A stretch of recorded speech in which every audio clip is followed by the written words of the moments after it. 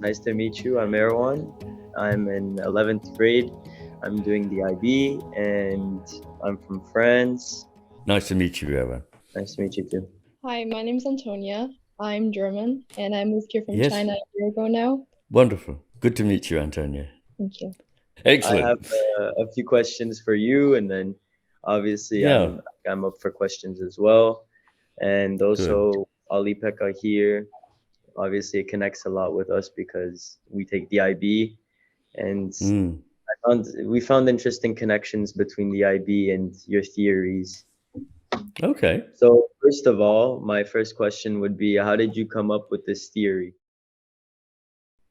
um, I've only got a very little time, but I suppose the idea that we have two really rather fundamentally ways of thinking about the world or experiencing the world is quite an ancient one. And in recent years, I've discovered that it exists in the ways of thinking in China, in India, in North American natives, and all sorts of people. So we're sort of intuitively aware of these things. And I found it very surprising that the brain, which is, after all, supposedly makes connections and that its connections are what give it power, that it has a whopping great divide down the middle. I also thought it was a bit surprising that it's asymmetrical. Why? Because the skull is not asymmetrical and the world's not particularly asymmetrical in that way. And interestingly, why is the bridge of fibers that crosses between the two hemispheres, known as the corpus callosum, actually getting smaller proportionate to the brain over time? And a lot of its use, its traffic, is to tell the other hemisphere to keep out of this while I deal with it. So I thought these were fascinating philosophical questions. And people tried to tell me that I shouldn't go there. They said, you'll ruin your career. No one will take you seriously. Things to do with hemispheres were exploded 20 years ago. And I said, yes, well, maybe, but that's probably because we thought the wrong things about them. But there's something here that deserves exploration. And so that's why I did. Nice. I also have a question. When I saw your book and then I read the title, I was really interested how you came up with the title The Master and the Misery. Yes, well, I thought I had heard this story in Nietzsche, but I quite possibly hadn't. That there was a wise spiritual master who looked after a community so that it flourished and grew. And after a while, he decided that he couldn't look after all the business of this community. But more importantly, he had the insight that he shouldn't get involved with certain things if he was to be able to maintain his overview, which was all important for the survival of the community. And so he appointed a bright second in command to go about and do his business. Unfortunately, this emissary was fairly bright, but not bright enough, didn't know what it was he didn't know, which is a fatal error in life. To begin to think you know everything is the start of everything going wrong. And it may be part of why we've got things wrong in recent decades. And effectively, he went around this emissary saying, well, I'm the master. I know more than the master anyway. Who is he? He's just sitting there seraphically smiling and meditating. Well, I'm doing all the hard work. And he pretended to be the master. But because he didn't know what he didn't know, things fell into ruin, taking him and the master and the community down to ruins. And I feel that this is an image of something that's happening to us now, that the less intelligent, less insightful, and in a new book I've written called The Matter with Things, I explain why I say this at great length, and it's backed up by an enormous amount of science. The less intelligent, less insightful, less imaginative, more simplistic hemisphere, the left hemisphere, whose job is only to help us grab things, which is very important if you're going to survive. I mean, it's essential. You have to get food. You have to, all of that is understood. But once you move beyond that, the left hemisphere doesn't get it. And it's crowding out the voice of the right hemisphere that we used to be aware of through things like what we call the humanities, after all, help us understand human beings, and through the traditions of our society, through proximity to nature, which tell us that these simple reductionist ideas that the world is just a heap of stuff bumping into itself randomly is not the best and most likely account of what the cosmos is doing. Thank you for explaining. All right. So more about your work, because I'm interested quite a bit. Oh, I'm delighted. Why exactly are our brains like, why have they evolved like this? Like, what caused the change? Is it the human fault that we're more interested in getting results than actually understanding what's around us? Your questions, both of you, are absolutely on the ball. In origin, evolutionarily, we need to be able to do two incompatible things at the same time. One is look at a tiny detail, and the other is keep an open, vigilant attention to everything else going on in the world. And so all the neural networks that even are the origins of brains, and all the brains that we know going as far down the evolutionary tree as you like, are asymmetrical and have this divided nature, presumably because you can't do those two things at the same time without having a divided neural network. And so that's why it originated. I think the trouble, the more difficult question to answer, but there are a number of reasons why we've fallen into the habit of listening only to the left hemisphere. In the second half of The Master and His Emissary, I look at the history of the West from the ancient Greeks forward to modernism and postmodernism. And what I suggest is that the various turning points in ideas during that period, you can see what's happened to two civilizations that existed before us and faded out after about 300 or 400 years. In each case, they drifted more and more towards the left hemisphere's point of view, which, as I say, is simple-minded. It's a bit like the difference between a map and the world that is mapped. The world that is mapped is infinitely complex, but on the map you only need to know a handful of things. In fact, if you put more information, the map will get less useful. So we've fallen in love with the map and think that we should be living in the map in our theory of the world. But experience tells us that the world is nothing like that theory, nothing like the map. So when civilizations get too big and overreach themselves, which I think happened to the Greeks and the Romans, and is happening to us now, the temptation is to become more rigid, more bureaucratic, more one-size-fits-all, less flexible, less creative, less responsive, more hierarchical, more rigid in the ways in which one thinks. And I think now I see this it's happening to science, that it had a marvelous period in the middle of the 20th century when all kinds of new paradigms were adopted, particularly in physics, and they started to be in biology, and that got switched off by molecular biology, but it's coming back. Lots of biologists are now seeing that you can't really liken organisms to mechanisms. But I think this is happening, and it's also happening in the social world. So the very cruel world of social media and the internet seems to be dominated by people who are absolutely convinced that only they know the right and that everybody else must shut up and go away, and that things are all very simple and black and white in a world in which nothing is ever black and white. It's massively complicated. And one thing I want to say, well, a couple of things, because if we come on to thinking about, I don't want to stop you asking me questions, but if we are to think about what we must recognize is not good, is when things that can only be understood implicitly are thought of as either non-existent or meaningless. Now, these things include spiritual and religious values and truths. They include poetry. They include humor, they include music, they include nature. All these things cannot be written down in simple sentences and turned into a set of instructions.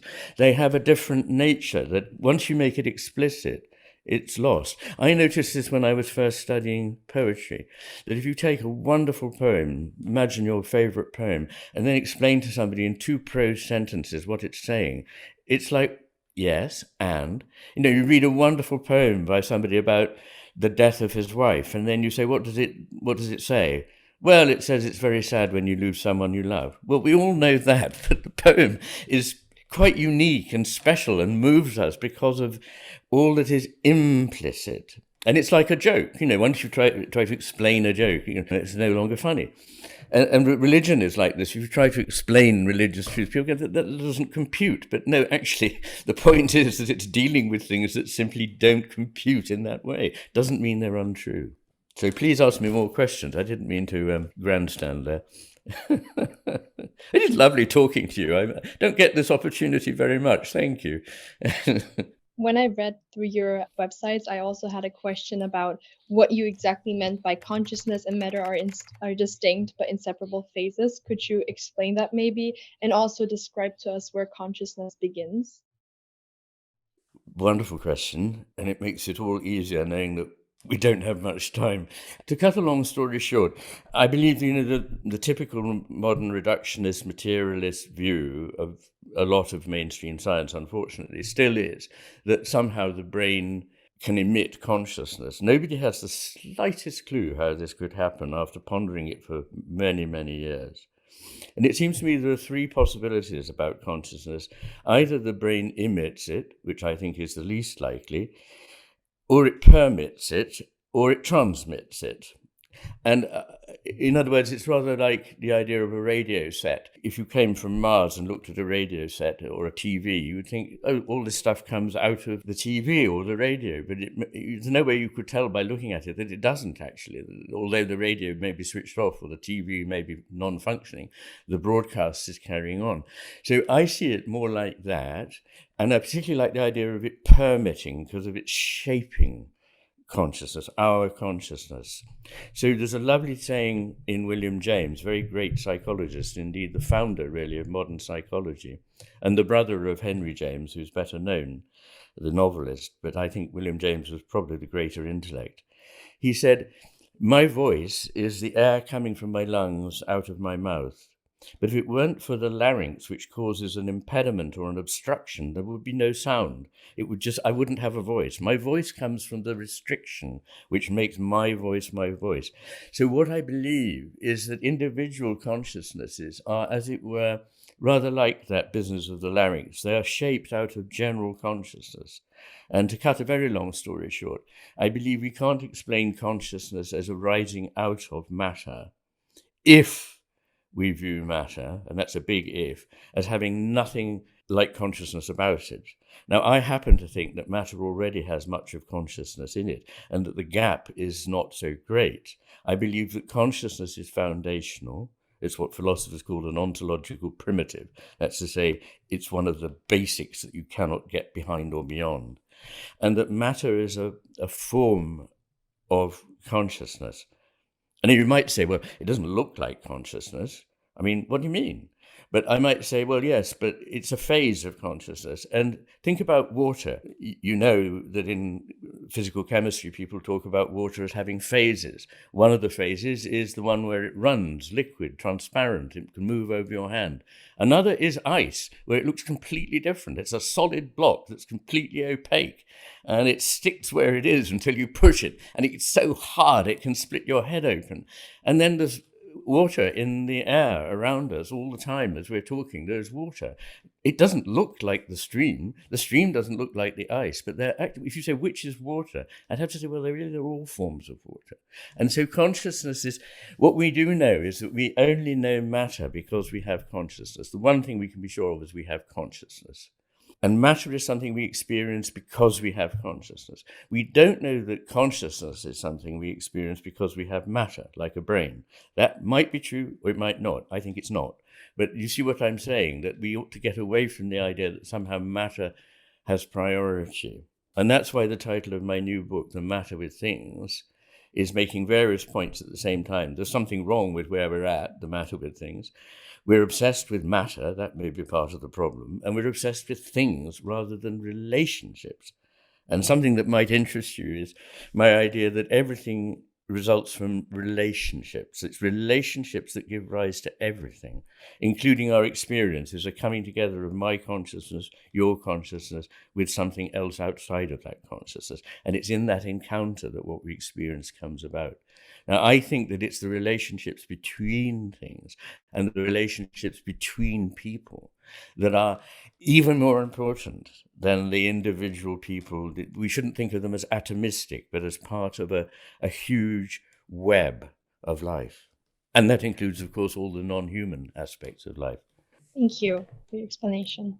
Okay, can I ask one question? As Erwan and Antonia are facilitating the discussion, and we have those huge global challenges in front of us, and especially when we're talking about their future, in front of their future also, when we're talking about climate change or loss of biodiversity or kind of the collapse of our sense-making capacity to live in peace together. I would like to ask that, do you see that those challenges are partly a cause of us overdoing one part of human strength and kind of not utilizing the other approach of looking at the world. Well, I suppose the way I put it would be that the disasters we have caused, and there's no two ways about it, we have really devastated the natural world, poisoned the oceans, chopped down its forests, and driven indigenous people out of their natural realm, are a product of this left hemisphere mindset in which everything is for utility. There's one value of the left hemisphere, it's the one that helps us grasp. The left hemisphere controls the right hand, it helps us grab. And in the past, we've thought of nature as a bunch of stuff that's there for us to grab. And by the way, I prefer the word nature to the environment, because the environment makes it sound like it's something that surrounds us, whereas nature is in us and we are in nature. There is no separation. And I also like the word nature because it means something that is always about to be born. And it also refers to a goddess in Roman and Latin terms. So I think this is a much better view than the idea of an environment that contains this bit and that bit, and we can get this stuff out and we can put the other stuff in. It is a living world. It is, I make no bones about it, I do believe that the image of Gaia is a better one than that of an environment. It is a complex system, and we know a lot about complexity now, complex and beautiful.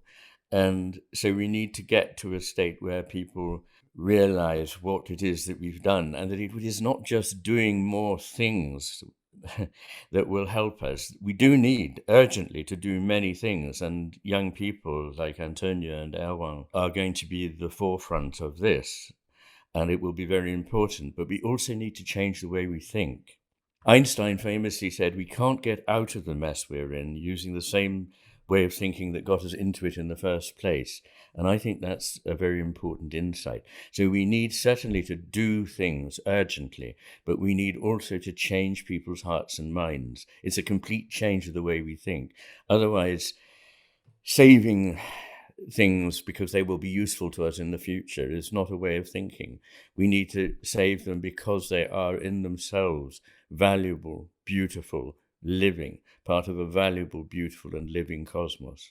That is a reason for hope, both that you will be able to do things and not be discouraged by the size of the task, but also that you will, I hope, espouse a different way of thinking, one closer to what I believe is that of the right hemisphere. And I'm absolutely with you because I'm a father and I'm a grandfather, and so I'm thoroughly invested in the future, if you like, and it's incredibly important the work you will be able to do. Well, thank you. First of all, thank you for sharing all of this. I know it's probably difficult to share everything in the time we have, but I also personally, because Olli-Pekka is also here, I would really enjoy if we could try and connect the IB with your theory, because I'll share a personal story. Personally, I agree with your theory that the left hemisphere is taking over. I see it in myself. I'm more interested in getting good grades than particularly understanding something. And so my question is, what do we do now that we've identified the problem? What do we do to change this so that we can at the same time do well at school, get good grades, and at the same time get out of this mess we're in? It's a very, very good question. Obviously, I think that one of the keys to changing the future is education itself, which I think has gone astray, at least mainstream education as it's now understood. It seems to be about putting information into somebody and getting a grade out of them at the other end. But this isn't what education is about. It's about teaching people to think flexibly, openly, creatively, to see different possibilities, different points of view, without getting locked into something. And it's not about giving right answers. There are no single right answers to the big questions.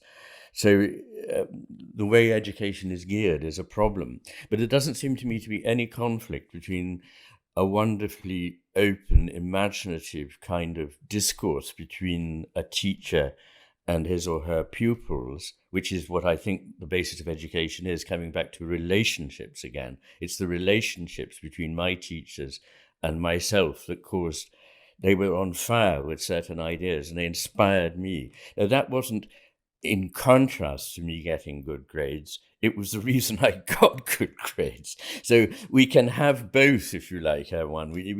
The trouble is when you focus on the grades as the end, as the purpose of the thing, then of course it's all been lost. And it really comes back to what I'm saying, that it's not just what you do, like get a good grade, but it's how you were thinking when you were doing it. And that goes also for the battles we need to face to reverse the damage we've done to the natural world around us. It's not just what we do, but we don't want to do the right things for the wrong sort of reasons, that if we don't have more timber from Brazil, it'll have an impact on the economy. That is not the point about rainforests. And, it's about saving things because they are intrinsically wonderful and beautiful. And people may laugh at you and say, but we're hard-nosed. We have balance sheets. We don't care about what's wonderful and beautiful. But you really need not to lose that. In fact, if we live in a world that has no more sense of awe and wonder before the world, no more sense of beauty, no more real striving for truth, whatever that truth may turn out to be, not what we necessarily conceive now. Unless we have those values in us and are guided by those values, we won't succeed. So I put values at the top, actually, of this. And the left hemisphere just has one value: utility and pleasure, which is a kind of utility. But there are other things. There's goodness and there's beauty and there's truth, and they're terrifically important. And things like courage and generosity and empathy. These are things that I hope, and I'm sure you are taught in the IB system, which I think is a very good one. So I wish you all the best with that. Thank you. Olli-Pekka, Antonia, any questions? Feel free. I have one more to add on to what Erwan just said, because based on your work, is there one particular thing in our current IB system that you would change if you had the power to? Well, okay, I've not been through that system, so what I know about it is only from the outside, and so I may speak ignorantly. But I think there are certain things that nobody should leave school without learning. I think that there are two simple things. One is reconciliation techniques, how to mediate, how to see both sides of a question. And another is to learn mindfulness, because I think the practice of mindfulness in daily life is one way of saving one's attention from being constantly grabbed and trivialized by commercial needs that have monetized your attention and are destroying your ability. I'm not saying you individually, but they attempt to destroy our ability to pay long, deep attention to things. And it's only in paying long, deep attention to things that we really see better what they are. And I think the other thing that follows from these two is something I remember as very, very important from the word go in the education I had from the age of 12, which was that every position you can espouse, there is another position that you are ignoring that would be necessary to take into account. In ancient Greek, which I was taught at school, there are two particles, men and de, and they are often found in Greek prose, on the one hand, on the other. Now, I think that a valuable thing for education would be if every young person were able, before leaving school, to have the skill to argue a point of view passionately and then turn around and argue the opposite point of view as passionately and show why the other point of view was wrong.